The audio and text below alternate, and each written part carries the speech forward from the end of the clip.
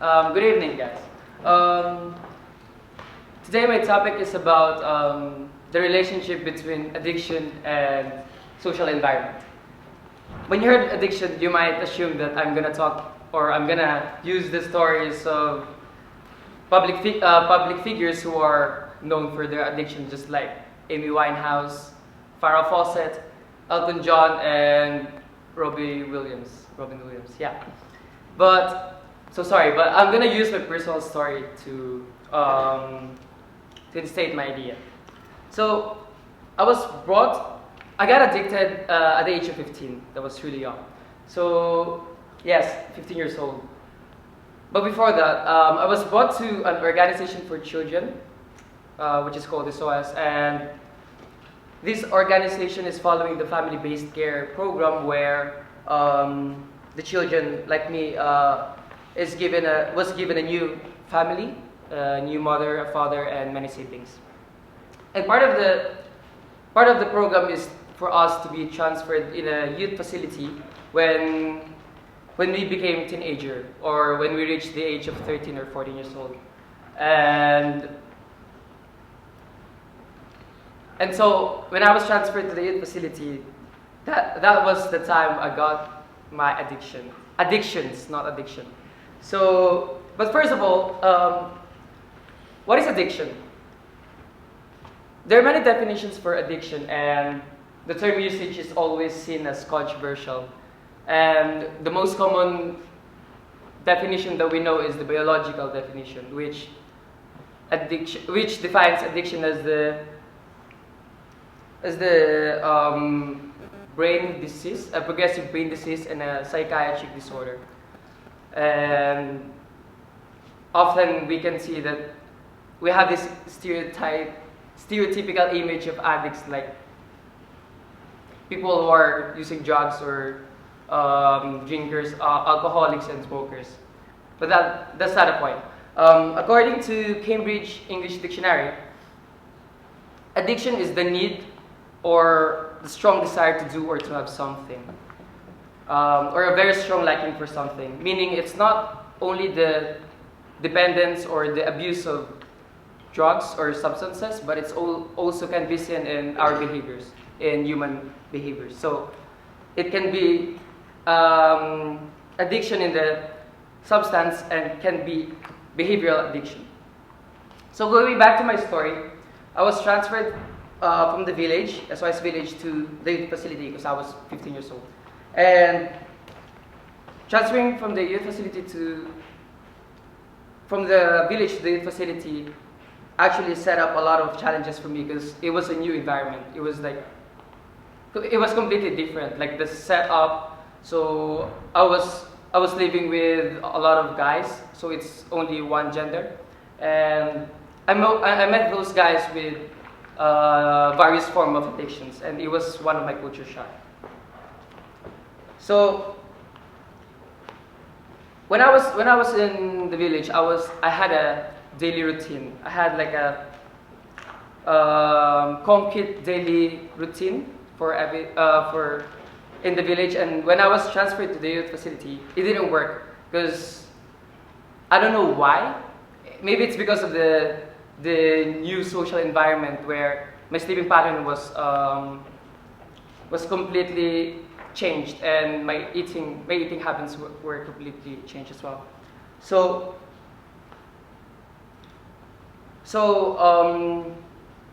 I haven't told my addiction. So I got addicted to pornography, computer games, alcohol, smoking cigarettes, and also I've tried weeds many times. It's like marijuana.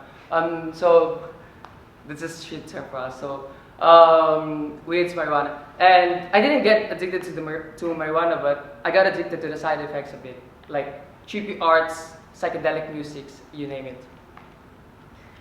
But when I was in the youth facility, it was a challenging phase for me because I didn't know why I got easily addicted. So it was like a question in my mind. So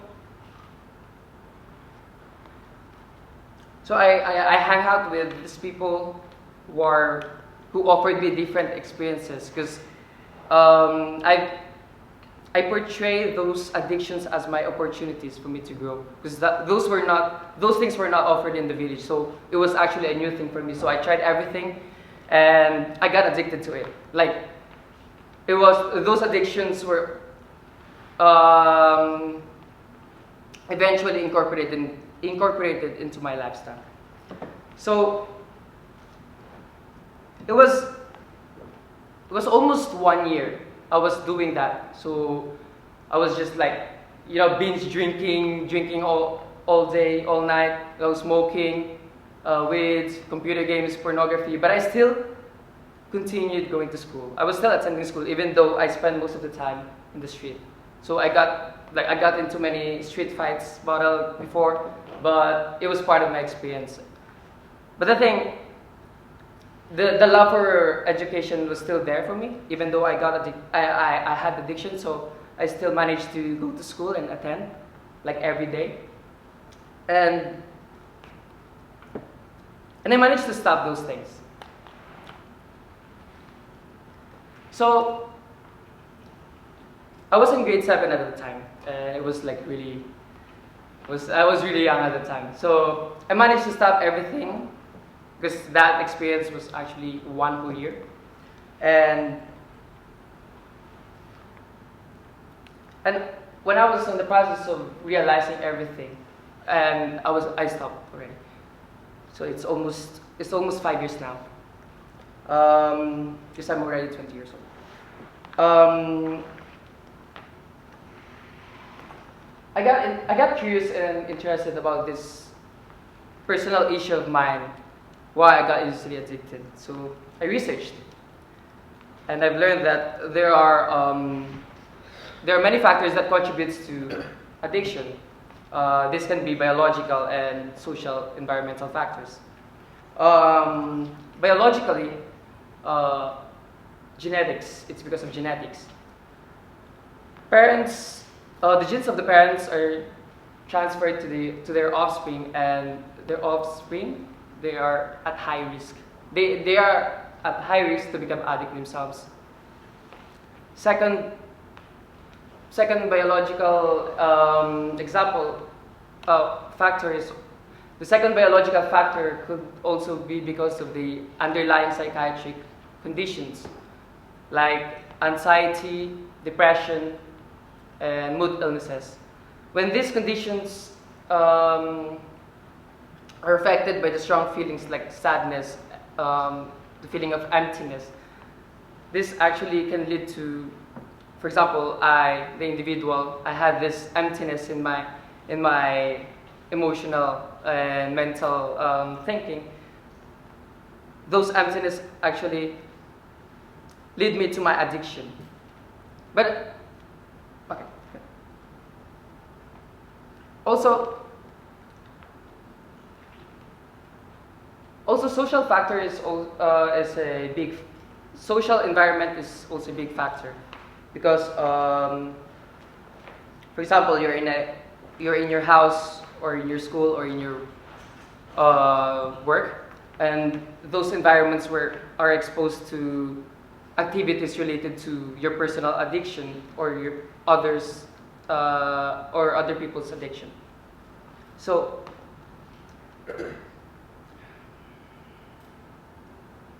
but there's another factor as well, which you rarely hear, but it's about the traumatic experience. So an individual suffering from a traumatic event, whether it happened in the past or in the present, such as abuse, neglect, or loss of loved ones, those things can actually be a big factor for an individual to be very dependent on something that can help them to waste their time, or just the feeling of being treated for something. It's like a reward for them.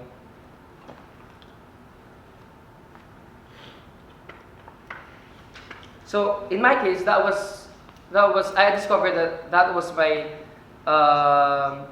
the main factor that affected me. Also, it's not because of the social factor there in the youth facility. It's also because of my unresolved traumatic experience, because I was abandoned. So it was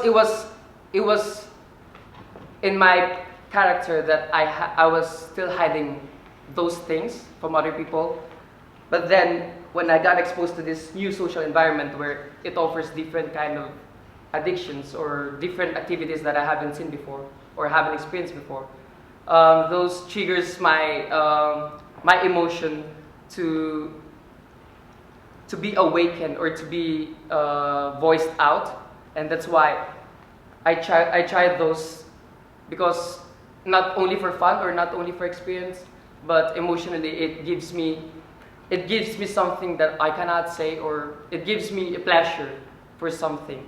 I can actually, like, for spending my time high, like I was a stoner before, so spending my time I was like feeling I was detached from my body, so it was like a new me, so it was just giving me pleasure, a new character. So I had this experience for a year. Imagine pornography, street fights, binge drinking, marijuana, computer games. It was really terrible. But during that time, it was nothing. It was actually like a fun for me. It was a pleasure. It was a joy. It's not just for wasting time, but it's also for me to get rid of my problems from the past.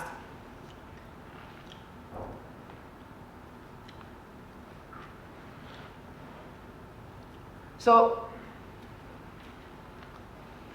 getting out of my addiction was not magic. You know, it's 1 year, so it was really difficult to get rid of those. But I undergone 3 main processes. It was not.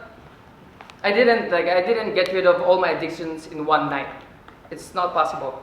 So the first process I did was acknowledging and admitting to myself that I'm here, I'm an addict.